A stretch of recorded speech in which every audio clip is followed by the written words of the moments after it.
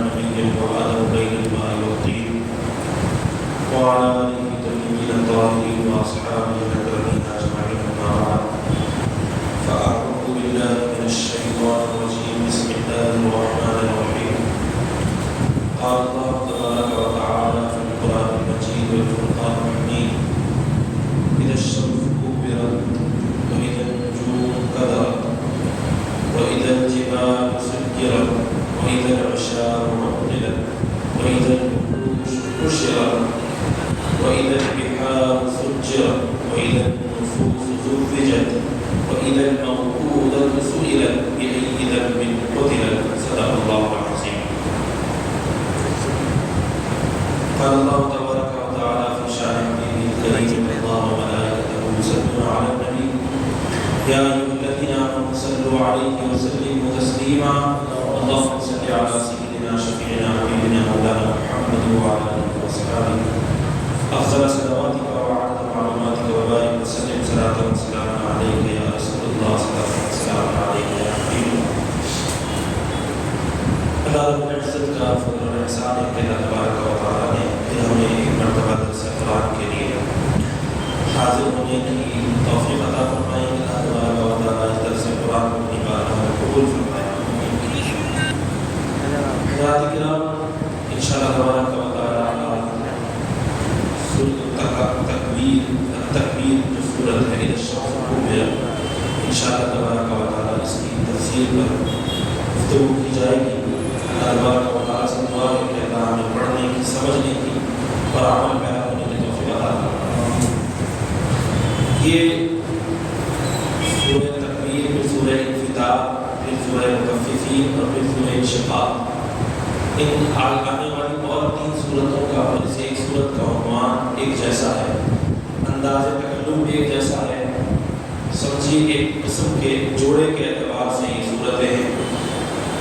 قرآن میں بہت سی صورتیں ایسی ہیں جو جوڑے کے اعتبار سے ایک جیسا وزن ہے, ایک جیسا انداز ہے قرآن کریم کے اندر ان صورتوں کا. یہ انہی میں سے چار صورتیں ایک ساتھ آئی ہیں. یہ ایک صورت کے بعد کی تین صورتوں کا انداز بیان, انداز تکلم اور وزن کے اعتبار سے بہت سی چیزیں ایک جیسی ہیں.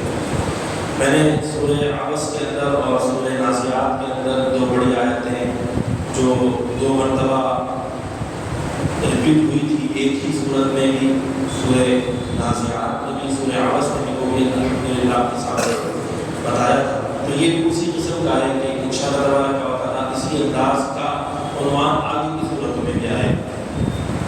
اذا الشمس کورت جب سورج لپیٹ کر بے نور کر دیا جائے گا, یہ قیامت کا ذکر آ رہا ہے. اب یہ بھی دیکھیے یہ بھی وہی چیزیں ہیں جو اس سے قبل کی دو تین صورتوں کے اندر الحمدللہ ہم پڑھ چکے ہیں. اب قیامت کے تعلق سے بات میں آپ کو بارہا بتا چکا ہوں کہ قیامت جو ہے اس کا حقیقی علم اللہ تبارک و تعالیٰ کو ہے, اور اللہ تبارک و تعالیٰ نے اس کا علم اپنے نبی محمد رسول اللہ صلی اللہ علیہ وسلم کو عطا فرمایا ہے. ہم انہی باتوں کو جانتے ہیں جو قرآن و حدیث میں ہیں, اور قرآن و حدیث میں بھی جتنی ہے اس سے زیادہ ہم نہیں جانتے. تھوڑے اندازے لگا سکتے ہیں, تھوڑی چیزوں کو ہم سوچ سکتے ہیں, لیکن حقیقی جو منظر ہے وہ اللہ تبارک و تعالیٰ ہی جانتا ہے. حقیقی منظر قیامت کے لیے ہی سمجھ میں آئے گا. یہ صرف اس کا ایک ساقہ ہے, اس کا ایک اندازہ ہے. اذا الشمس کورت جب سورج لپیٹ کر بے نور کر دیا جائے گا, وَإِذَا النُّجُومُ انْكَدَرَتْ اور جب ستارے ماند پڑ جائیں گے, یا جب ستارے اپنی کہکشاؤں سے گر پڑیں گے, یا تو ستاروں کا بھی وہی معنی بنے گا جب وہ بے نور ہو جائیں گے یا جب وہ گر پڑیں گے, یعنی کہ جب ان کا جو نور ہے وہ ختم ہو جائے گا. اللہ تبارک و تعالیٰ نے جو ان کا ایک وقت مقرر کر رکھا ہے, ہر ایک چیز کا ایک وقت مقرر ہے. جیسے کل نفس ذائقۃ الموت, انسان اور جانور اور جتنے بھی حیوانات ہیں ان کے لیے ہے. اور وہیں ایک آیت ہے کل من علیہا فان, ہر ایک چیز کو فنا ہو جانا ہے. تو قیامت کے قریب ہر چیز اپنی فنائی کی طرف چلنا شروع ہو جائے گی. سورج بھی لپیٹ دیا جائے گا, تارے بھی بے نور ہو جائیں گے, تارے بھی گر پڑیں گے. وَإِذَا الْجِبَالُ سُيِّرَتْ اور جب پہاڑ چلا دیے جائیں گے, یا پھر جب پہاڑ غبار بن کے چلا دیے جائیں گے, یعنی کہ قیامت کے قریب اللہ تبارک و تعالیٰ نے اس زمین کو بالکل ایک جیسا کر دینا ہے.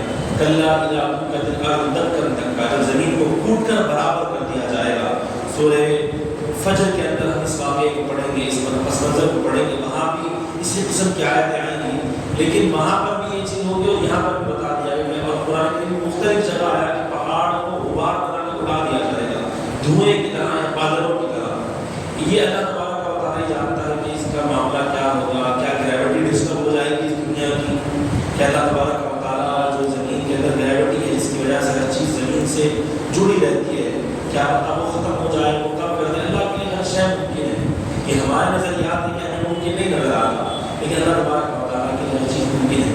دنیا میں جو کچھ قرآن کریم میں بیان کیا جاتا ہے عذاب کے تعلق سے، وہ اس وقت بھی کسی نہ کسی ستارے کے اوپر آلریڈی چل رہا ہے۔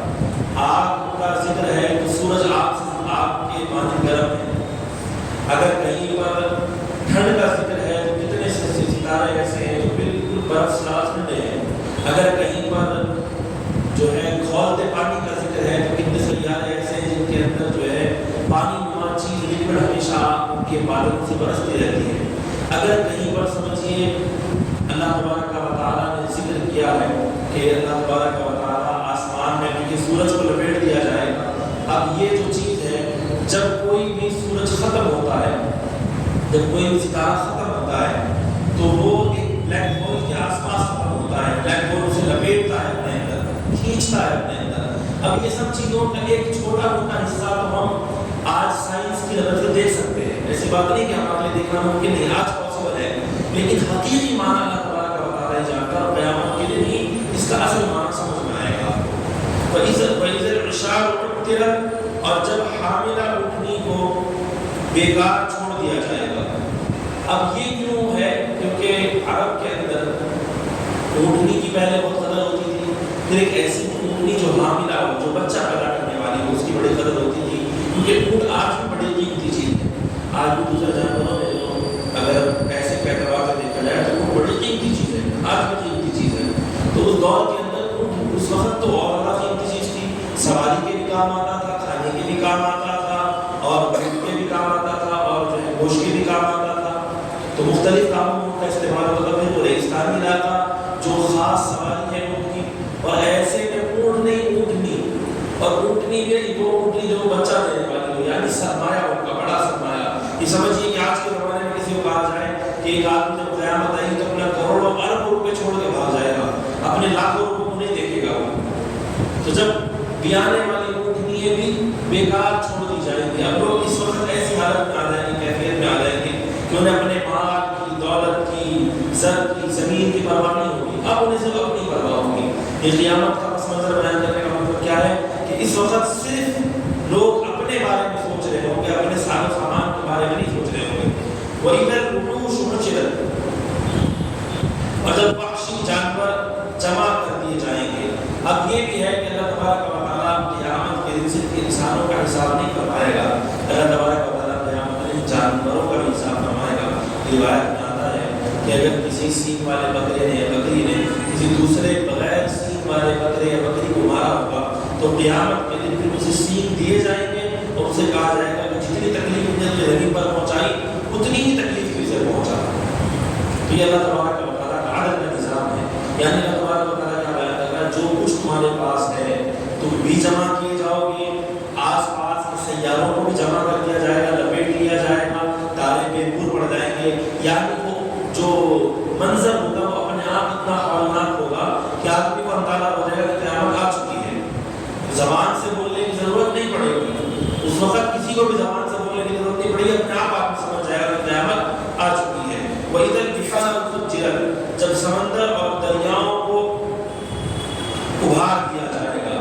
یا تو ایک مثال یہ ہے کہ اللہ تبارک و تعالیٰ کے اندر پانی کا پانی زمین کے اوپر آ جائے اور تہس نہس کر دے، زمین کو جو ہے درہم بہت کر دے، زمین کے نظام کو، تاکہ قیامت کا ایک منظر سمجھ میں آئے، سونامی آئے۔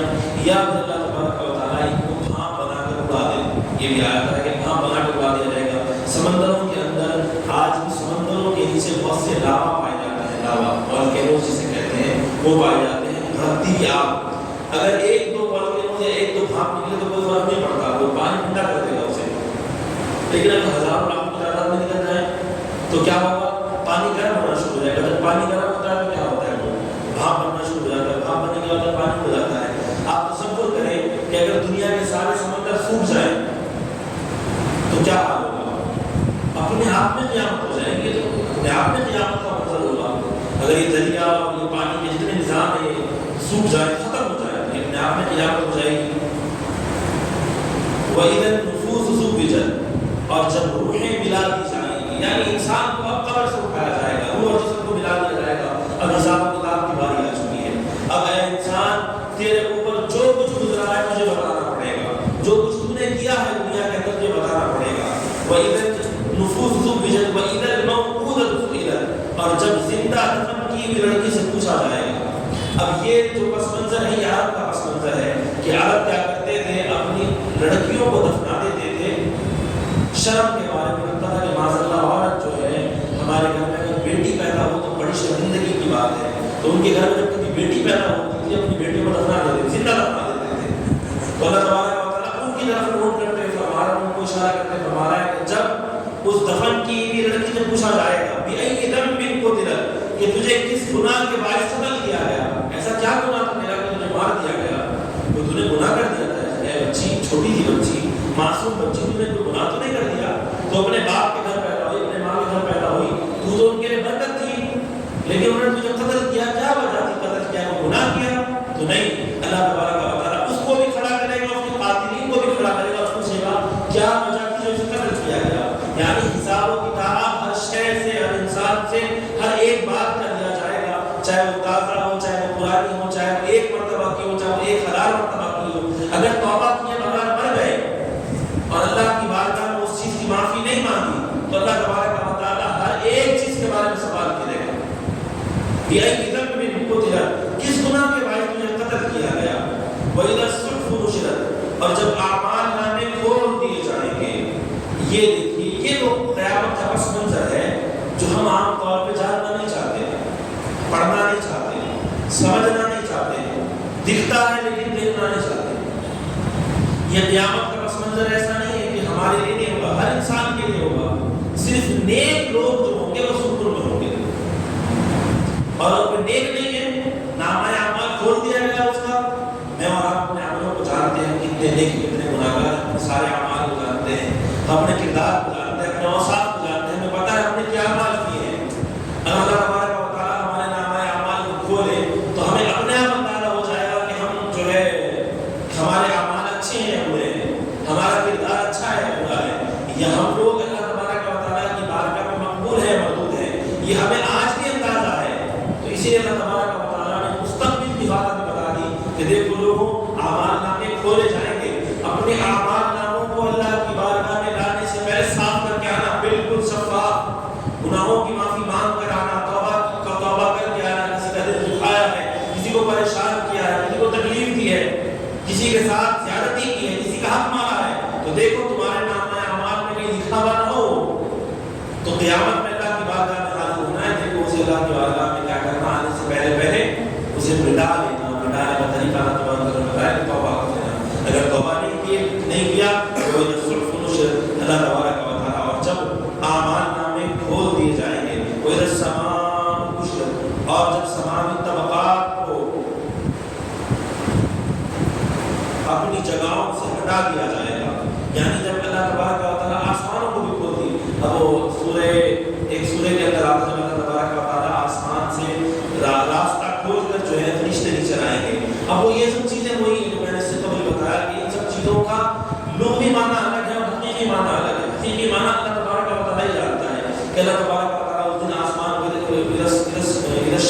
جس طرح ہے السماء انشقت ہے، اس سے 2-3 صورتوں کے بعد السماء انشقت، جب آسمان کو پھاڑ دیا جائے گا۔ ابھی اللہ تبارک و تعالیٰ جانتا ہے کہ آسمان کو کیسے پھاڑا جائے گا اور وہ کس طرح پھٹے گا، کیسا دکھے گا۔ تو اسی طریقے سے جب طبقات کو جو ہے اپنی جگہوں سے ہٹا دیا جائے گا، آسمانوں کو پھاڑ دیا جائے گا، ہلا دیا جائے گا۔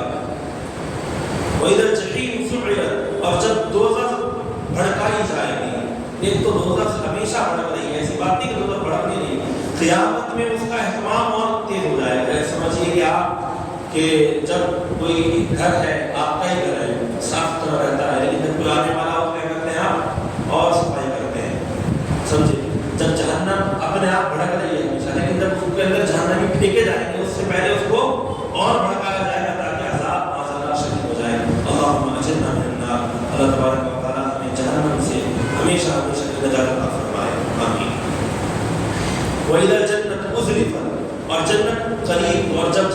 نصیب کر دی جائے گی۔ اب یہ قیامت کا پس منظر ایسا ہے کہ جنت بھی آپ کے سامنے، دوزخ بھی آپ کے سامنے، یعنی جو کچھ کیا ہے حساب و کتاب میں اندازہ ہو جائے گا کہ آپ جنتی ہیں یا جہنمی ہیں، اللہ تبارک و تعالیٰ کی بارگاہ میں مقبول ہوئے ہیں یا اللہ کی بارگاہ میں مردود ہو گئے ہیں۔ اللہ تبارک و تعالیٰ کو قبول فرمایا ہے، اللہ تبارک و تعالیٰ کو مردود فرمایا ہے۔ آپ کا دروازہ جنت کی طرف جا رہا ہے یا آپ کا دروازہ جہنم کی طرف جا رہا ہے، یہ سب کچھ آپ کو اپنے آپ اندازہ ہو جائے گا۔ علمت نفس ما احضرت، اور ہر شخص جان لے گا جو کچھ اس نے کمایا ہے، جو کچھ اس نے حاصل کیا ہے، جو کچھ اس نے آگے بھیجا ہے۔ یہ وہی چیز ہے، نامہ اعمال بھی کھولا جائے گا اور نامہ اعمال اپنی آنکھوں سے دیکھ لے گا انسان کہ یہ میں نے بھیجا تھا، یہ ساری زندگی تو دنیا داری میں پڑے رہ گئے، ساری زندگی تو دنیا، پیسہ، دولت، شہرت، طاقت کے پیچھے اندھا ہو گیا میں نے کبھی خیال ہی نہیں کیا کہ یہ دن بھی آ جانے والا ہے مجھے۔ اللہ تبارک و تعالیٰ اس دن جب نامہ اعمال سامنے آئے گا، سب کچھ دیکھ لے گا انسان اپنی آنکھوں سے، اس کے اوپر کوئی بھی ایسی زیادتی نہیں کی جائے گی، وہ نہیں کی جائے گی جو اس نے نہیں کیا ہے۔ ایک تو یہ ہوا کہ اللہ تبارک و تعالیٰ حساب لے گا بندے سے، ایک یہ ہے کہ اس کا حساب اس کی آنکھوں کے سامنے خود ہوگا، یعنی وہ اپنا نامہ اعمال اپنی آنکھوں سے خود دیکھ لے گا۔ یہ بالکل اسی طریقے سے کہ آپ نے کوئی امتحان دیا اور امتحان کا جو پیپر ہے وہ خود آپ کے سامنے رکھا ہوا ہے، آپ کو جو نمبر دینے والا جو آپ کا ٹیچر ہے وہ آپ کے سامنے رکھ کے آپ کو نمبر دے رہا ہے، تو آپ کو پتہ ہے آپ نے کیا لکھا ہے۔ لکھنے والے بچے کو اندازہ ہوتا ہے کہ نمبر کیا آنے والا ہے، اسے معلوم ہوتا ہے کہ وہ پاس ہونے والا ہے یا فیل ہونے والا ہے، یا اچھے نمبر آنے والے ہیں، ٹاپ کرنے والا ہے۔ وہ دوسروں کو بیوقوف بنا سکتا ہے، خود کو بیوقوف نہیں بنا سکتا۔ اس نے جو پیپر لکھا ہے، جتنے کا اٹیمپٹ کیا، اسے اندازہ ہوتا ہے میں 30 نمبر کا لکھ کے آیا ہوں، 40 کا لکھ کر آیا ہوں، 50 کا لکھ کر آیا ہوں، 60 نمبروں کا پیپر لکھ کر آیا ہوں، 70 یا 80 نمبروں کا پیپر لکھ کر آیا ہوں، یا اپنی طرف سے 90 یا 100 نمبروں کا پیپر لکھ کر آیا ہوں۔ اسے اندازہ ہوتا ہے، اس کے آس پاس کا فیصلہ ہوتا ہے، خود میں اندازہ ہوتا ہے کہ کتنے نمبروں کا پیپر لکھ کر آیا ہوں۔ اللہ تبارک و تعالیٰ بندے کے سامنے اس کے اعمال رکھ دے گا، اسے اندازہ ہو جائے گا کہ اس نے کیا جمع کیا تھا، اپنی آنکھوں سے دیکھ لے گا۔ اب جو حساب رہ جائے گا وہ صرف فارمیلٹی رہ جائے گی، اب جو حساب و کتاب رہ جائے گا وہ خیالت جائے گا کہ صرف فارمیلٹی ہے، بس وہ خود دیکھ لے گا اس کا حال کیا ہونے کا۔ جب نامہ اعمال سامنے آئے گا، اب وہ نبی کیا ہے، نامہ اعمال اگر کسی کو سیدھے ہاتھ میں اور سامنے سے دیا جائے گا تو بچ گیا وہ، اگر نامہ اعمال پیچھے اور بائیں ہاتھ میں پیچھے دیا گیا ختم، بس اس کا یہی کام ختم ہو چکا۔ اب وہ حساب و کتاب کیا رہ گیا، صرف فارمیلٹی ہے۔ یہ بالکل اسی طریقے سے ہے کہ کوئی دو لوگ جا رہے ہوں، 10 15 20 لوگ ہوں، اور اس کے اندر سے آپ 10 15 20 لوگوں کو الگ الگ کر رہے ہو، وہاں پر کچھ لوگوں کو بیٹھ کر آپ ان کے اوپر مہر لگا رہے ہیں، ٹھپا لگا رہے ہو، کوئی لائن لگا رہے ہیں، جیسا ابھی ہم نے تھوڑے دن پہلے ووٹ ڈالی تو کیا لگا ہوتا ہے، کیا لگاتے ہیں، لکیر لگاتے ہیں، صاحب آپ نے ووٹ ڈال دی، آپ ان لوگوں سے الگ ہو جنہوں نے بھی نہیں ڈالی، تو اس طریقے کا نشان لگ گیا آپ کو کہ آپ جنتی ہیں، آپ جنتی لوگوں میں سے الگ ہیں، آپ ختم الگ ہو جائیں گے۔ اور یہ جہنمی ہے، یہ جہنمیوں کا نشان الگ ہے، ان کا نامہ اعمال پیچھے سے اور بائیں ہاتھ میں دیا گیا، اور جنتیوں کا نامہ اعمال سیدھے ہاتھ میں سامنے سے دیا گیا۔ اللہ تبارک و تعالیٰ ہمیں ہمارا نامہ اعمال سیدھے ہاتھ میں اور سامنے سے عطا فرمائے۔ اللہم آمین۔ علمت نفس ما احضرت فلا اقسم بالخنس، اور تو میں قسم کھاتا ہوں کہ جو پیچھے ہٹ جاتے ہیں، یعنی کہ اللہ تبارک و تعالیٰ قسم کھاتے ہیں نجوم کی، ستاروں کی، اللہ تبارک و تعالیٰ۔ اب یہ اللہ تبارک و تعالیٰ اصل میں جہاں پر بار بار قرآن میں ذکر آتا ہے ستاروں کی قسم، انجیل کی قسم، تین زیتون و طور سینین وہذا البلد الامین، حقیقت میں اس کی قسم ہوتی ہے، حقیقت میں یہ قسم ہوتی ہے اللہ تبارک و تعالیٰ کی اپنی ذات کی قسم ہوتی ہے، اللہ کی اپنی قدرت کی قسم ہوتی ہے کہ میری قسم دیکھو یہ میں نے بنایا ہے۔ ستارے بنانے والے کون؟ اللہ تبارک و تعالیٰ۔ انجیل اور زیتون بنانے والا کون؟ اللہ تبارک و تعالیٰ۔ انسان کو بنانے والا کون؟ اللہ تبارک و تعالیٰ۔ حقیقت میں جب کسی چیز کی قسم کھائی جاتی ہے تو اللہ تبارک و تعالیٰ اپنی شان اور اپنی قدرت کی قسم کھاتا ہے، دیکھو میں نے اس کو بنایا ہے۔ فلا اقسم بالخنس، بالخنس الجوار الکنس، یعنی کہ اللہ تبارک و تعالیٰ جو ستارے ہیں، جو ان کو اللہ تبارک و تعالیٰ نے جو ان کا نظام بنایا ہے، اللہ تبارک و تعالیٰ اس نظام کی قسم کھا رہا ہے، جو بلا روک ٹوک چلتے رہتے ہیں اور چھپ جاتے ہیں۔ کیا روک ٹوک چلتے ہیں؟ صاحب ستارے چلتے ہیں بغیر روک ٹوک، اور چھپ جاتے کون ستارے؟ اب یہ جو اعتبار یہ زمین کے اعتبار سے ہے، آپ زمین میں دیکھتے ہیں ستاروں کو چھپتا ہوا بھی، اگتا ہوا بھی، سورج کو نکلتا ہوا بھی، کیا ہے؟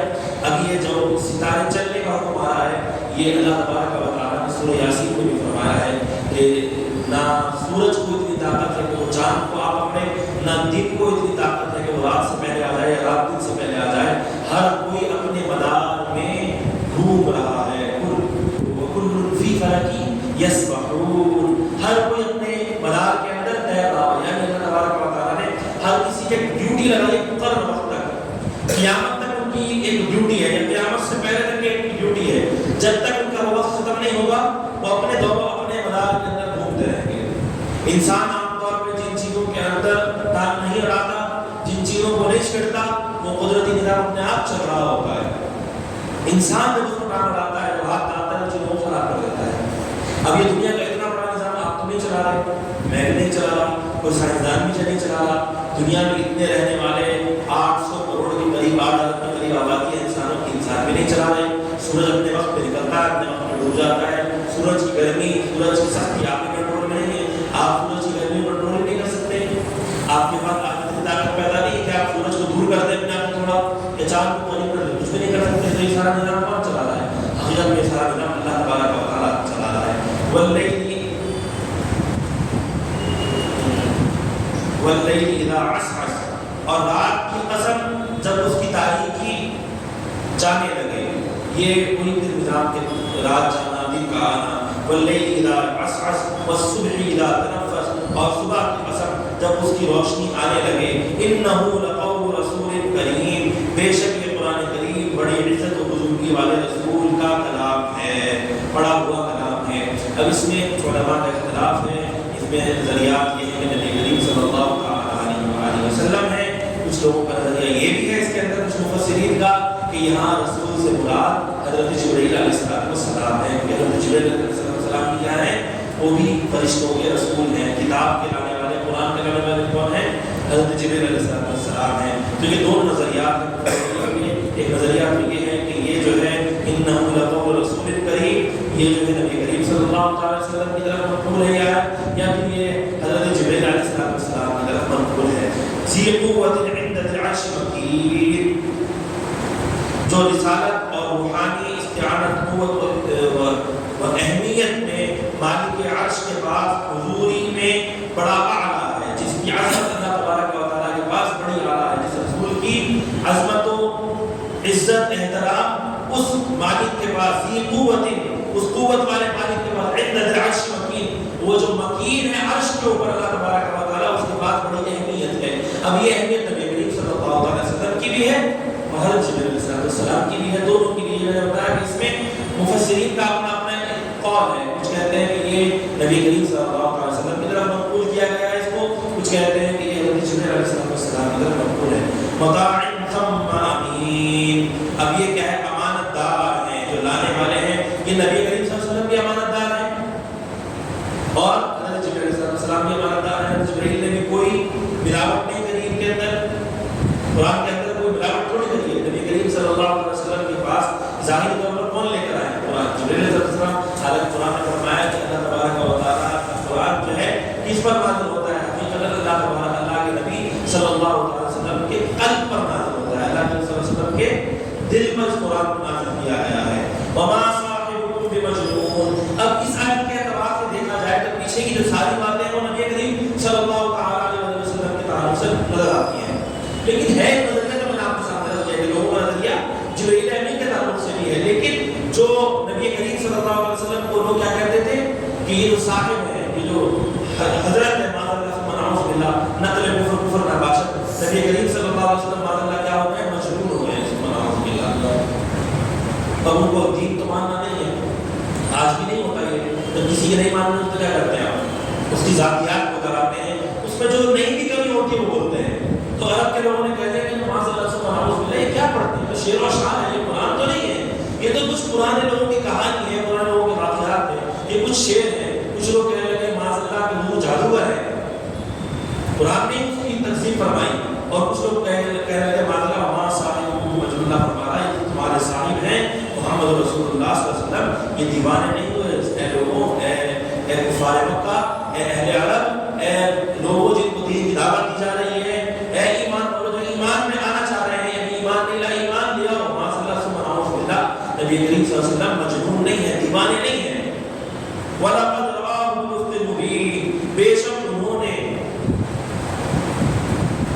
کو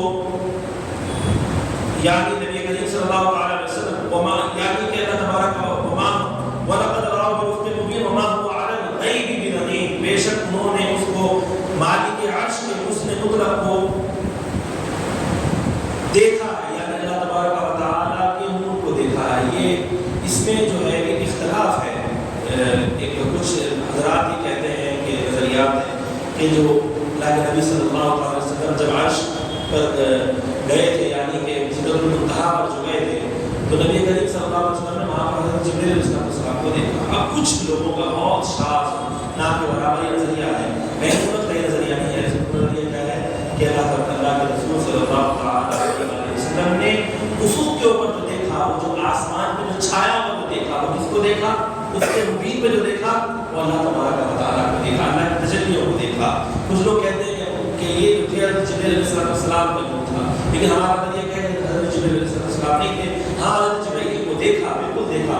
حضرت جبریل بھی ہمیشہ اپنی ملکوتی شکل میں نہیں آتے تھے، عام طور پر انسانی شکل میں آتے تھے، ملکوتی شکل میں بہت کم آئے ہیں جبریل علیہ السلام، بہت نہ کے برابر آئے ہیں، بہت کم ہی آئے ہیں ملکوتی شکل میں۔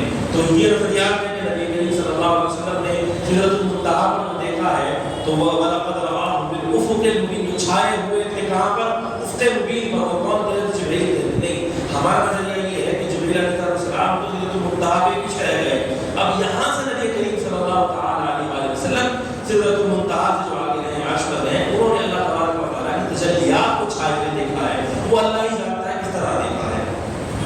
وہ سورہ نجم میں آتا ہے، نجم اذا ہوا، سورت کے اندر کی تفسیر آتی ہے، انشاءاللہ تبارک و تعالیٰ اللہ نے نہیں تو وہ پڑھے تو اس میں انشاءاللہ تبارک و تعالیٰ تفسیر آئے گی تو وہاں اس کا ذکر کریں گے۔ وما هو علی الغیب بضنین، اور یہ جو تمہارے نبی ہیں یعنی نبی کریم صلی اللہ علیہ وسلم، یہ غیب کی باتیں بتانے میں بخیل نہیں ہے معاذ اللہ، یہ چھپا چھپا کے نہیں بتا رہے۔ کیا ہوتا ہے عام طور پہ کہ مجھے مثال کے طور پہ کسی چیز کے بارے میں پتا چلتا ہے اور وہ چیز بڑی نایاب ہو تو میں کیا کروں گا؟ عام طور پہ کچھ چھپا لوں گا اپنے پاس، کوئی میری چیز ہے۔ آدمی کو کاروبار کے بارے میں پتا چلتا ہے، کوئی ایک نیا انداز پتا چلتا ہے، لوگوں کو جو ہے کسی نئے طریقے کے بارے میں، بیچنے کے بارے میں، کوئی نیا سودا کب ریٹ میں مل رہا ہے، کوئی زمین مل رہی ہے، پتا چلتا ہے۔ لوگ کیا کرتے ہیں؟ چھپا لیتے ہیں، اپنا فائدہ دیکھتے ہیں۔ لیکن نبی کریم صلی اللہ علیہ وسلم ہم کی بات چھپاتے ہیں، معاذ اللہ وکیل نہیں ہے، وہ کنجوس نہیں ہے، تم نعوذ باللہ، وہ تمہیں بتا رہے ہیں، وہ تو ہر چیز، جبکہ یہ غیب کی بات ہے، قرآن چاہتے تو نہ بتاتے تمہیں، چھپا لیتے ہیں، اپنے چند خاص لوگوں کو بتا لیتے نہیں۔ نبی کریم صلی اللہ علیہ وسلم اتنے دلیر ہیں، اتنا آپ سخاوت والے ہیں کہ آپ نے اس غیب کی بات کو، کائنات کی سب سے قیمتی چیز کیا ہے؟ ہدایت، سب سے قیمتی چیز ہدایت ہے، اس سے قیمتی چیز پوری کائنات میں کوئی نہیں ہے۔ یہ مجھے اور آپ کو قدر اس لیے نہیں ہے کہ میں نے اور آپ نے کیا کیا ہے؟ پیدائشی کلمہ پڑھا ہوا ہے، ہم نے پیدائشی کلمہ پڑھنے کی وجہ سے کیا ہے؟ ہمیں اس کی قدر نہیں ہوتی، لیکن حقیقی طور پہ کیا ہے؟ اللہ تبارک و تعالیٰ نے ہمیں ہدایت کی ہے، سب سے بڑی دولت ہے۔ اور یہ ہدایت ملی کس طرح ہے کہ نبی کریم صلی اللہ علیہ وسلم نے غیب کی باتوں کو چھپایا نہیں ہے، ہر ایک بات کو واضح کر دیا ہے۔ یہ ایک ایسا پیپر ہے جو آلریڈی ڈسکلوز ہو چکا ہے، صرف آپ کو دیے ہوئے آنسروں کو ہی ریپیٹ کرنا ہے قیامت کے دن، آپ کو اپنی طرف سے کوئی محنت نہیں کرنی۔ یہ واحد پیپر ہے دنیا کے اندر، اگر آپ کو ایک طرف کوشچن پیپر، ایک طرف answer paper, question sheet answer sheet دونوں دے دی جائے، آپ کو وقت دیا جائے 10 دن 20 دن 15 دن 1 مہینہ 1 سال کا وقت دیا جائے تیاری کرنے کا، اور آپ کو کہا جائے کہ اتنے ہی کوشچن آئیں گے، یہی آنسر اگر دے دیے تم کامیاب ہو جاؤ گے۔ آپ بتائیے دنیا میں کون ایسا ہے جو کامیاب نہیں ہوگا؟ کوئی ہے ایسا؟ اگر اس کے باوجود بھی اگر کوئی فیل ہو جائے تو ماں باپ کیا کہیں گے اس کے بارے میں؟ ماں باپ کی تھوڑی کہیں گے بڑی تکلیف ہوئی ہے، تم نے محنت کری، ماں باپ کو برا بھلا کہیں گے، لوگ آس پاس کے لوگ برا بھلا کہیں گے، دوست احباب کو برا بھلا کہیں گے۔ بھائی تیرے پاس کوشچن پیپر بھی تھا اور آنسر پیپر بھی تھا، کوشچن شیٹ جو امتحان میں لکھنا ہے وہ سرپرائز نہیں ہے تمہارے لیے، ہم جو امتحان لکھ کر آتے ہیں وہ سرپرائز ٹیسٹ ہوتے ہیں، ان کے اندر کوشچن ہمیں معلوم نہیں ہوتے، اس میں سے کچھ آ سکتا ہے لیکن یہی آگے نہیں معلوم ہوتا۔ یہ نبی کریم صلی اللہ علیہ وسلم کا کتنا بڑا احسان ہے اس امت کے اوپر۔ آپ سوچئے کہ نبی کریم صلی اللہ علیہ وسلم نے اس امت کو پورا کوشچن پیپر بھی ڈسکلوز کر دیا، بتا دیا، اور آنسر پیپر بھی بتا دیا، اور بتا بھی دیا کہ یہ پیپر یہ آنسر اتنے نمبر ہوگا ہے، نماز پڑھو گے تو یہ ہوگا، روزہ رکھو گے تو یہ ہوگا، حج کرو گے تو یہ ہوگا، درود پڑھو گے تو 10 مرتبہ اللہ تبارک و تعالیٰ رحمت نازل کرے گا۔ قرآن کا ایک حرف پڑھو گے 10 نیکی ملے گی، سب بتا دیا گا کتنے نمبر ملنے والے ہیں، کتنا پرسنٹیج پاس کا ہے، پاسنگ پرسنٹیج کتنا، یہ بھی تو بتا دیا نا کہ ایمان لے کر آؤ، اخلاق لے کر آؤ، حلال روزی لے کر آؤ، کچھ تھوڑے بہت اگر گناہ ہو جائے تو اللہ کے بارگاہ میں معافی مانگ کر اللہ تبارک و تعالیٰ تمہیں معاف کر دے گا. یعنی کہ قیامت جو آج سے آپ کے لیے 1 سال بعد ہو جائے، آپ 1 سال بعد ہوتا ہے، 1 دن بعد ہوتا ہے، 1 دن بعد آپ کے لیے قیامت ہے، یا تقریباً 20 سال بعد ہوتا ہے آپ کو تو 20 سال بعد آپ کے لیے قیامت ہے. کسی انسان کو 1000 سال کے بعد آنا ہے تو 1000 سال کے بعد بھی اس کے لیے قرآن کریم موجود رہے گا اس کی ہدایت کے لیے. یعنی نبی کریم صلی اللہ علیہ وسلم نے بخل نہیں فرمایا، اس قرآن کو بھی واضح کر دیا اور آخرت کے باتوں کو بھی واضح کر دیا کہ لوگوں دیکھو قیامت میں یہ سوال کیے جائیں گے، یہ جواب دینا کامیاب ہو جاؤ گے. اب آپ خود اپنے گریبان میں جھانک کر دیکھیے کہ اگر کسی کو کوشچن شیٹ آنسر شیٹ دونوں دے دی جائیں، اگر وہ اس کے بعد بھی فیل ہو جائے، ٹاپ کرنے کی بات نہیں ہوئی، کامیاب نہ ہو سکے، فیل ہو جائے، تو بات خود سوچ کے دیکھیے کبھی کہ اس کے فیل ہونے کے بعد اس کے اوپر کس کو ترسانا چاہیے. بے وقوفی ہوئی نا بھائی، اسے موقع دیا گیا، آپ کو مجھے موقع دیا گیا ہے زندگی میں، آپ کو یہ کوشچن پیپر اور آنسر پیپر دونوں دے دیا گیا قرآن کریم. آپ روزانہ پڑھیے، اس سے اپنے کوشچن نکال لیجیے، آنسر بھی لکھ دیے اللہ تعالیٰ اس میں یہ نکال لیجیے، محنت کیجیے نا. وہ بکس ہوتی ہے نا، وہ کیا آپ جو ہے مٹیریلس کچھ بولتے ہیں اس کو ایگزام سے پہلے آپ تیار کرتے ہیں، تیاری کرتے ہیں، اس میں طرف کوشچن لکھے ہوتے ہیں، طرف آنسر لکھے ہوتے ہیں، گائیڈ بک میں آپ تیاری کرتے ہیں اپنی، تو وہ تیاری تو آپ خود کرنی پڑے گی نا. یہ تو ایسا تو اس میں بھی نہیں ہوتا ہے آپ بول کے ملا دیا جائے. اللہ تبارک و تعالیٰ نے آپ کے لیے جواب بھی اسی میں رکھے ہیں، سوال بھی اسی میں رکھے ہیں. قرآن کریم میں یہ سوال کیے جائیں گے، یہ جواب کامیاب ہو جاؤ گے. اور یہ سوال اور جواب کیونکہ غیب کے تھے، نبی کریم صلی اللہ علیہ وسلم نے کوئی سوال اور کوئی جواب آپ سے چھپایا نہیں. یہ جو ابھی ہم پڑھ رہے تھے نا، یہ قیامت کی ویڈیو چل رہی ہے. کیا یہ قیامت کی فیوچر کی ویڈیو اب آپ آج دیکھ رہے ہیں، ابھی ہوا نہیں ہے. یہ شمس ہوا ہے، سورج کو لپیٹ دیا گیا ہے، لپیٹا کیا سمجھ نہیں لپیٹا گیا، کیا تارے بے نور ہو گئے، کیا جو ہے پہاڑ غبار اڑا دیے گئے، یا سمندر سوکھ گئے، کچھ بھی ہوا ابھی کچھ بھی نہیں ہوا. ہاں آثار دکھنے لگے ہیں. اب ہم جس دور میں ہیں، ہم اس دور کے اندر ان چیزوں کے آثار دیکھنے لگے ہیں. ہلکے ہلکے چیزوں کو بے وقت موسم بارش ہو جانا، سیلاب کا آنا، طوفان کا آنا، پہاڑوں کا گر جانا، پورے لینڈ سلائڈ ہو کے پورے پہاڑوں میں سر جانا، بادلوں کا پھٹ کے علاقوں کو ڈبا دینا، یہ سب اپنی آنکھوں میں ہم دیکھتے رہتے ہیں. ان کی کچھ نشانیاں ہم دیکھتے رہتے ہیں، لیکن ابھی ہوا تو نہیں نا. فیوچر کی چیزیں اپنے آپ کو بتائیں، پاسٹ ہے. یہ 14 سال پہلے قرآن ہے، 14 سال پہلے، اور ابھی تک بھی بہت سی نشانیاں، کچھ نشانیاں ظاہر ہو گئی ہیں، کچھ ابھی بھی باقی. سمجھ پا رہے ہیں آپ کتنی مستقبل کی ویڈیو ہے یہ؟ کتنا مستقبل آپ کے ہاتھ میں دے دیا گیا. اگر آپ کے فیوچر کی چیزیں آپ کو دکھائی جاتی ہے، اپنی آنکھوں سے دیکھ رہے ہوتے، میں نے اس سے پہلے بتایا تھا، اگر آپ سے کہا جائے کہ اگر آپ نے فجر کی نماز نہیں پڑھی آج کی تو بستر پہ آپ کو آپ کے حصے میں پڑھنا گرے گا اور آپ کو موت ہو جائے گی، تو آپ فجر چھوڑے گی. اس کے بعد سوال یہ نہیں ہوگا، جب آپ یہ رہے گا کہ اللہ کون پڑھنا، تو آج کی فجر آخری فجر صبح کی صبح نہیں ہونے والی. ایک آسان مثال دے رہا ہوں. اگر آپ کو یہ بتایا جائے کہ اگر آپ نے فجر نہیں پڑھی تو آپ کے اوپر آپ کے سر میں اوپر چل رہا ہے وقت ہے وہ گر جائے گا، اور سر پہ گرے اور آپ کو موت ہو جائے گی. زندگی میں آپ چاہ کر بھی فجر نہیں پڑھ سکتے. آپ بیمار میں پڑے ہو پتہ اڑ ہو جائے گا، بتائیں اللہ میں ہو گیا، یہ اللہ میں ہو گیا، میری طاقت نہیں ہے اڑنے کی. سمجھ رہے ہیں آپ؟ تو اگر آپ کو بتایا جائے تو آپ نہیں پڑھ جاتے. تو اللہ تبارک و تعالیٰ نے قیامت کے بارے میں بتا دیا نا، اگر آپ ہمارا اپنے کو جاؤ تمہیں بتا دیا گیا کہ نمازیں چھوڑو تو عذاب ہوگا. اس میں نا جو شخص نماز چھوڑتا ہے وہ بندہ کا صلاۃ متعمدا فقط مسجد جانے سے نماز چھوڑی، اس نے کفر کر دیا. اور روایت میں آتا ہے کہ اس نے نماز چھوڑی اس کو کئی ہزار سال تک جہنم میں جلایا جائے گا. بتائیے اللہ تبارک و تعالیٰ ہمیں عذاب جہنم اور ہر قسم کے عذاب سے آزاد نصیب فرمائے. وما هو بقول الشیطان الرجیم.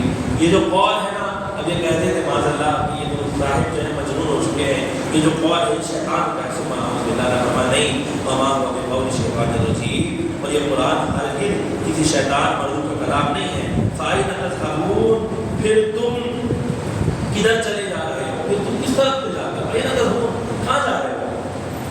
جب یہ کلام شیطان کا نہیں، نبی کریم صلی اللہ علیہ وسلم مجنون نہیں ہوئے، تمہیں قیامت کے بارے میں بتا دیا گیا، تمہیں دین سمجھا دیا گیا. فائن تذهبون، کہاں جا رہے ہو؟ کس طرف جا رہے ہو بھائی؟ کدھر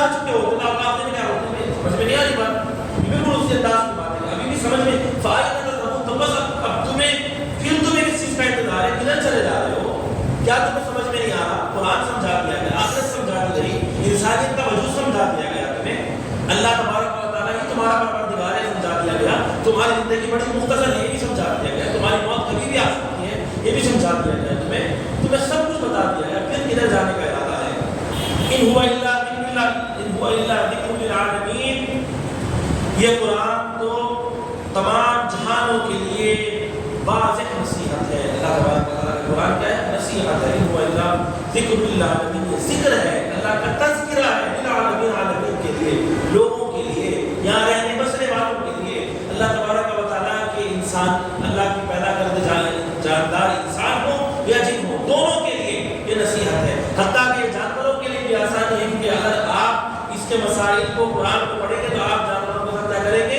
حسن سلوک کے ساتھ پیش آئیں گے تو ان کے لیے حسن سلوک سے پیش آنے کی وجہ کیا بنی قرآن کریم تو قرآن ان کے لیے بھی کیا بن گیا رحمت بن گیا تو قرآن تمام جہان کے لیے رحمت اور تمام جہان کے لیے واضح نصیحت بن کر آیا ہے اللہ کا ذکر بن کر آیا ہے لمن شاء منکم ان یستقیم تم میں سے ہر اس شخص کے لیے جو سیدھی راہ چلنا چاہے تم میں سے جو چاہے یہ ایسی بات ہے کہ پورا بیان ہو گیا بیان ہونے کے بعد مقدمہ پیش کیا جا رہا ہے کہ بھائی تمہیں جنت بتا دی جا رہی ہے جہنم بتا دی جا رہی ہے قیامت بتا دی گئی لمن شاء منکم ان یستقیم ارادہ ہو چلنے کا تو آ جاؤ سیدھے راستے پر ہے کوئی ارادہ لمن شاء منکم ان یستقیم اگر چلنا چاہو کسی راستے پر چلو تمہیں بتا دیا ہے کیا ہے کہ اهدنا الصراط المستقیم معذور فاتحہ میں آیا کیا اے اللہ ہمیں سیدھا راستہ عطا فرما اب یہاں کہ لمن شاء منکم ان یستقیم اللہ تبارک و تعالیٰ بغیر چاہے کسی کو ہدایت نہیں دیتا میں نے اس سے قبل کی بھی درس میں آپ کے سامنے عرض کیا تھا اور یہی آیت پڑھی تھی میں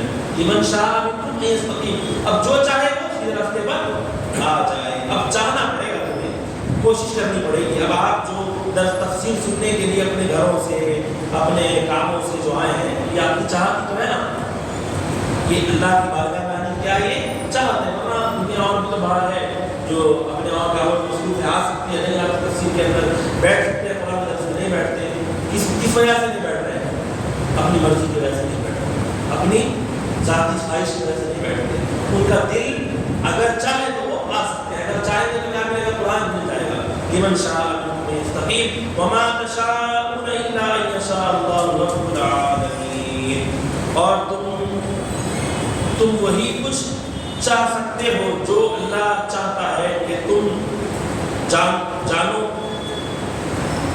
یعنی کہ اللہ تبارک و تعالیٰ فرما ہے وما تشاءون تم وہی چاہ سکتے ہو الا ان یشاء اللہ جو اللہ چاہے گا ان یشاء اللہ رب العالمین کیونکہ وہی تمہارا پالنے والا ہے یعنی یہاں پر ایک چیز یہاں مقدر کا ذکر آ گیا ایک طریقے سے کہ سب کچھ تمہارے چاہنے سے بھی نہیں ہوگا یہ بھی واضح ہو گیا سب کچھ کیا ہوگا تمہارے اپنے ذاتی چاہنے سے بھی نہیں ہوگا میں نے چاہا ہو جائے تو نہیں ہوگا جب اللہ چاہے گا تب ہوگا یعنی اس میں دو چیزیں ہیں کہ آپ محنت کریں محنت کے ساتھ ساتھ اللہ کو راضی کریں یہ نہیں سوچنا کہ میں نے اب نماز پڑھ لی تو قبول ہو ہی گئی میں نے تو سب کا خیرات کر دیا اب تو میں نیک ہو ہی گیا نہیں ہر نیکی کو آپ کریں گے اور نیکی کرنے کے بعد آپ یہ چاہیں گے کہ اللہ تبارک و تعالیٰ تو اسے اپنی بارگاہ میں قبول فرما لمن شاء منکم ان یستقیم تو جو چاہے سیدھے راستے پر آ جائے لیکن ہاں وما تشاءون چاہے گا وہی الا ان یشاء اللہ جو اللہ چاہتا ہے جسے اللہ ہدایت دینا چاہے گا ہدایت پر بھی وہی آتا ہے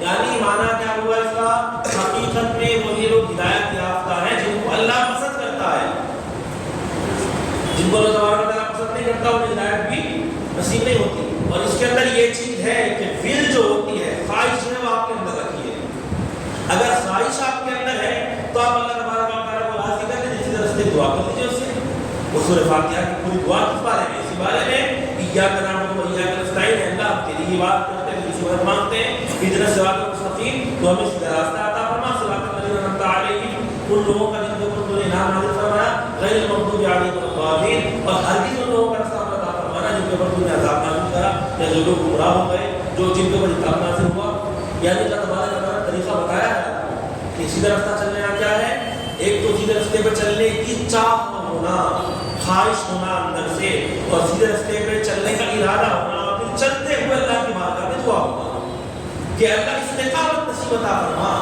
اب تم نے کلمہ دے دیا ہے تو دل نہ موڑنا. تو دعا بھی ربنا لا تزغ قلوبنا بعد إذ هديتنا. اے اللہ ہمارے دلوں کو مت پھیر. ربنا لا تزغ قلوبنا بعد إذ هديتنا. اس کے بعد کہ ہمیں ہدایت مل چکی ہے, ہم جب ہدایت یافتہ ہو چکے ایک مرتبہ تو اللہ تبارک و تعالیٰ نے تو دوبارہ گمراہ مت کرنا. اس سے معلوم کیا ہوا کہ ساری نیکیاں کرتے ہوئے آپ کو اللہ کی بارگاہ میں دعا کرتی ہے کہ مولا ان نیکیوں کو بھی قبول فرما لے, اور جو میں نے ارادہ کیا ہے نیک ہونے کا اسے بھی اپنی بارگاہ میں قبول فرما اور مجھے اپنا نیک بندہ بنا لے. حضرت علی رضی اللہ تعالیٰ فرماتے ہیں کہ میں نے اپنے ارادوں کو ٹوٹنے کی وجہ سے اپنے پروردگار کو پہچانا ہے. میں نے ارادہ کیا کہ مجھے ایسا کرنا ہے, وہ ایسا نہیں ہوا, تو مجھے اندازہ ہوا کیا اصل حقیقت میں کیا پہچان ہو گیا پھر کہ اصل میں چلانے والا آپ کا نظام کوئی اور ہے, پروردگار ہے. جو خیری مشرعی اللہ تعالیٰ آپ کے اچھے تقدیر کے اوپر حقیقی جو کنٹرول ہے اللہ تبارک و تعالیٰ کا ہے. تو آپ کو کرنا کیا ہے, نیک اعمال اختیار کرنے ہیں, اور نیک اعمال اختیار کرنے کے ساتھ ساتھ آپ کو اللہ کو راضی کرنا ہے, اللہ کو کنونس کرنا ہے کہ اللہ تبارک و تعالیٰ مجھے اب ہدایت سے دور نہیں کرنا. الحمدللہ یہ سورت جو ہے سورہ تکویر جو ہے الحمدللہ یہاں پر مکمل ہو گئی. انشاءاللہ تبارک و تعالیٰ اللہ تبارک و تعالیٰ سے دعا کہ اللہ آئندہ زندگی عطا فرمائے. تو آئندہ انشاءاللہ تبارک و تعالیٰ سورہ انفطار کو ہم ضرور پڑھیں گے. اللہ تبارک و تعالیٰ کی بارگاہ میں دعا ہے کہ اللہ تبارک و تعالیٰ ہم تمام لوگوں کے قرآن کو پڑھنے کو اپنی بارگاہ میں قبول فرمائے, قرآن پڑھنے کی سمجھنے کی عمل پیرا ہونے کی توفیق عطا فرمائے. اللہ تبارک و تعالیٰ اس طرح سے قرآن کو اپنی بارگاہ میں قبول فرمائے, جیسے قرآن کے متظمین کو نظام قائم کرنے والوں کو, یہاں کے انتظام کرنے والوں کو تمام کو اللہ تبارک و تعالیٰ عزت عطا فرمائے. اللہ تبارک و تعالیٰ سے دعا ہے کہ ہم سب حاضرین کی حاضری کو اپنی بارگاہ میں قبول فرمائے. پروردگار کریم رحمان رحیمہ کا اس درس قرآن کو پڑھنے کی سمجھنے کی عمل پیرا ہونے کی توفیق عطا فرما. اس کو قرآن کو ہمارے لیے آسان عطا فرما. قرآن کی تعلیمات کو ہماری امت کے لیے آسان عطا فرما. مولا ہماری نسلوں کے اندر مولا قرآن کی دولت کو عام عطا فرما. ہمارے گھروں کے اندر قرآن کا تذکرہ جاری و ساری فرما.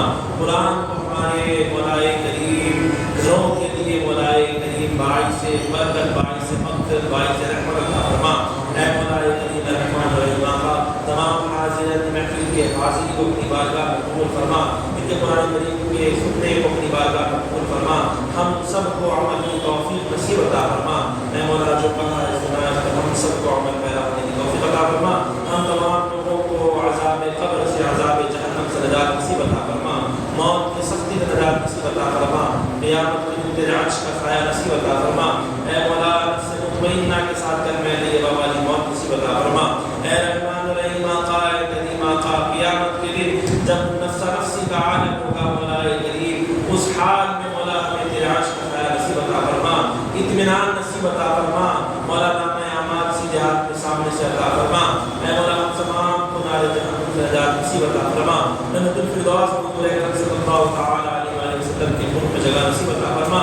میرے تمام دعاؤں نبی اکرم صلی اللہ تعالی علیہ وسلم کے قرب میں قبول عطا فرما. صلی اللہ تعالی علی خیر خلق حضور عرش محمد و آلہ و صحبہ اجمعین برحمتک یا ارحم الراحمین والحمد للہ رب العالمین.